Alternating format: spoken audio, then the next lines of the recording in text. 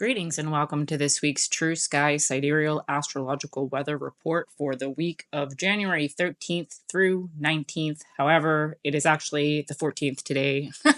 So we're just going to do from the 14th to the 19th. If you want to see what happened yesterday, look at my previous video on the full moon that we had in the cusp of Gemini and Cancer. And if that is sounding a little bit off to you, that is because I'm not talking about tropical or Western astrology, which is just a social construct or a seasonal system. It only measures the smallest cycles on Earth, does not count for the precession of the equinoxes, wherein the line of the ecliptic shifts 1 degree every 72 years, the varying sizes of the constellation, or the fact that there is actually a 13th sign, the hidden zodiac Ophiuchus, which shares the sky with Scorpio and creates a death and rebirth portal in the 8th house, effectively turning the zodiac in the tropical system from the wheel of samsara, or never-ending suffering in the physical realm, to spiral dynamics where we can evolve as celestial beings.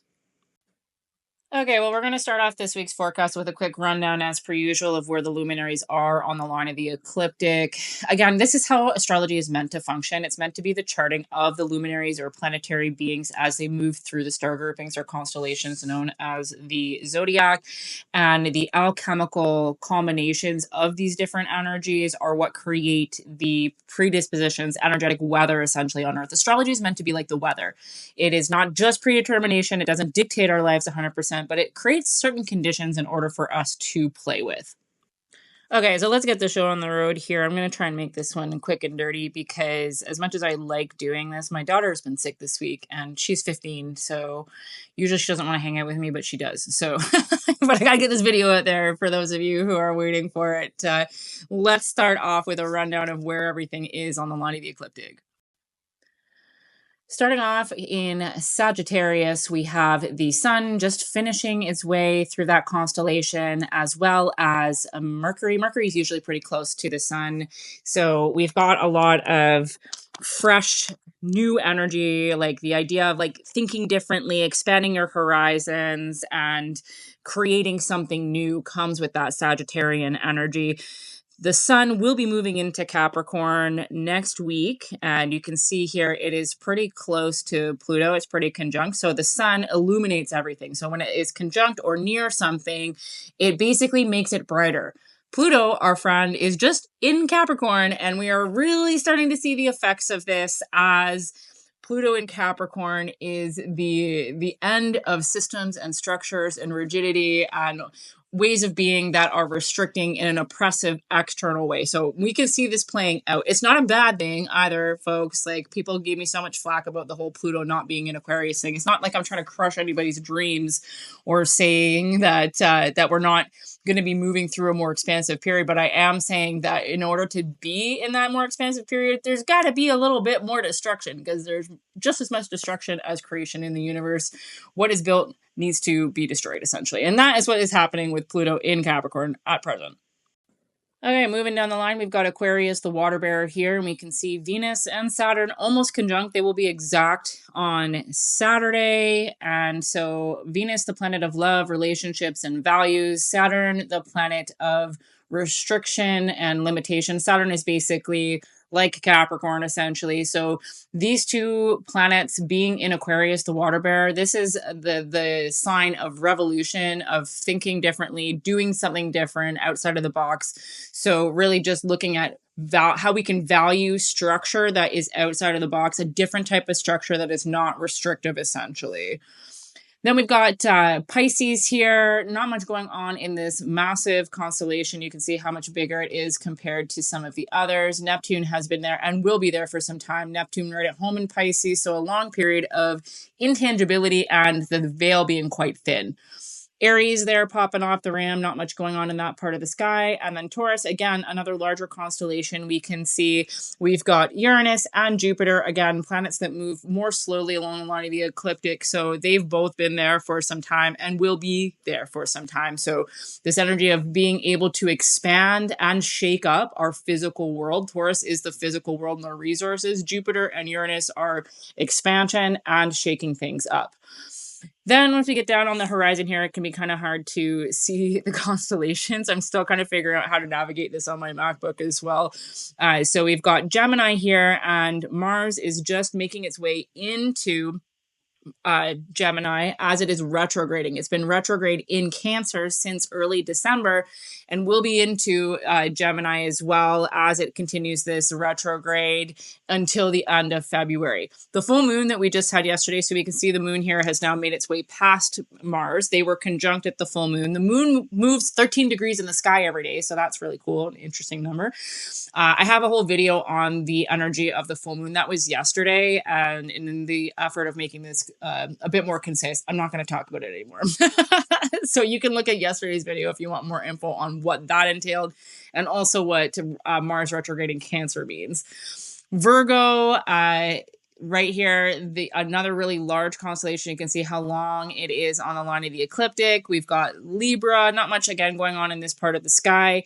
And then just on the horizon here, we've got Ophiuchus, the hidden zodiac sign, the 13th sign, the serpent bearer, that of hidden wisdom, right over the galactic center, the womb of our universe, sharing the sky with Scorpio, creating the death and rebirth portal, again, over the galactic center, which is a black hole and a receptive energy.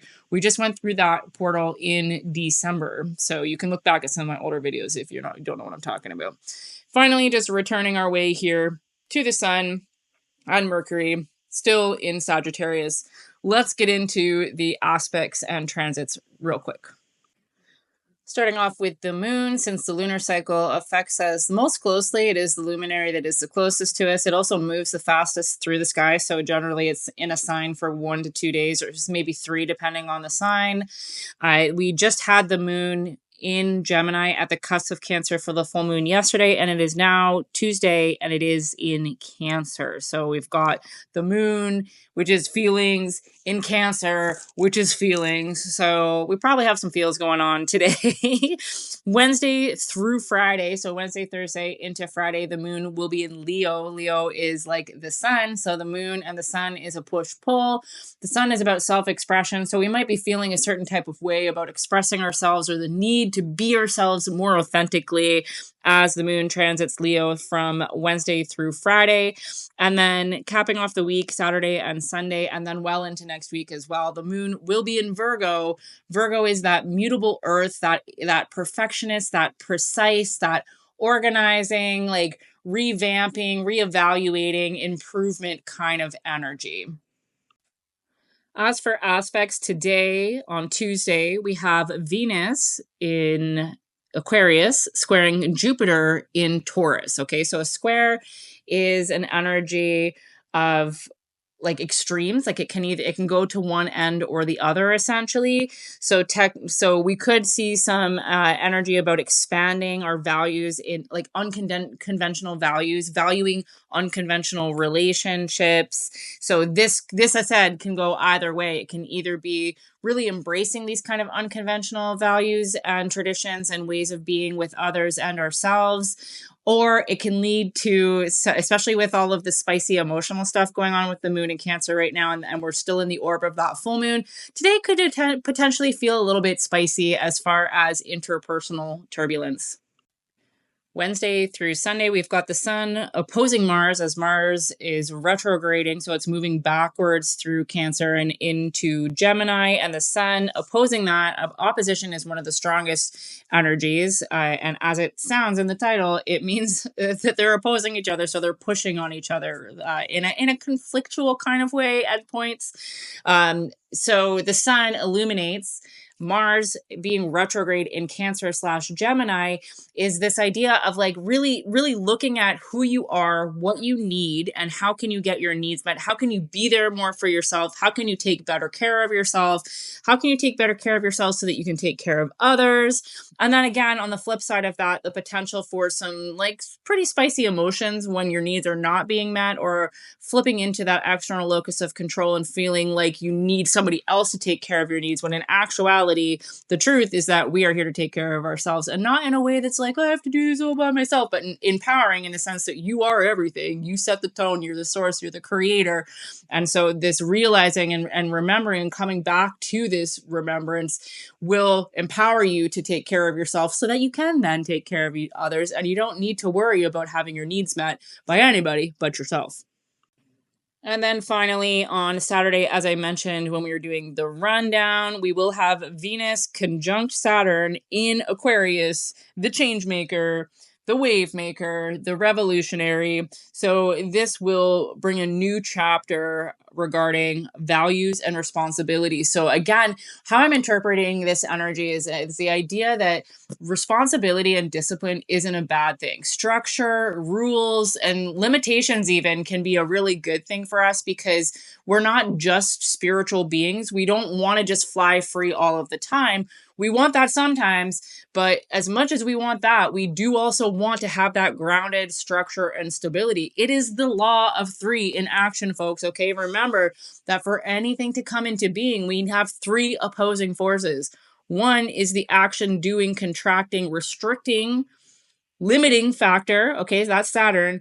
Two is the expansive, surrendering, feminine, openness, receiving kind of energy. That would be Venus in this equation, right? Like that free flowing kind of energy. And as well, Aquarius would be in that kind of open, receptive energy. And then the third force is literally just blank space. So we just need to make space for ourselves to go within and be able to discern what kind of role we want to have structure and responsibility play in our lives, and how we can implement our own structures that are not so rigid that we can't change them, and not oppressive in an external way so that we feel like we're having to do things or we need to do things because of something outside of ourselves telling us to do them, but instead because we know that we want to do them, and that they're good for us, and that they will ultimately help us grow and be more resilient and be able to handle the world in a better way.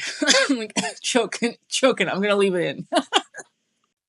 So in sum, as we move past the orb of the full moon, we will begin to implement some of the insights that have come to us as far as things that we need to leave behind, with belief structures and systems, people, places, things that may be limiting us in our ability to set these boundaries and restrictions for ourselves, or who we want to be in the future. We will be moving towards new structures and values, and then increasing our confidence in ourselves in order to be the one who sets the rules and the one who sets the discipline and the structures for ourselves in a loving and kind way. So that's it for this week, folks. A real quick and dirty rundown of the True Sky Sidereal astrological weather for the week. If you like this sort of content, you know what to do. Engage with this in whatever way you can. Pass it along to somebody who you think could benefit from it. Consider making a donation to support my work, and I will see you in the next one.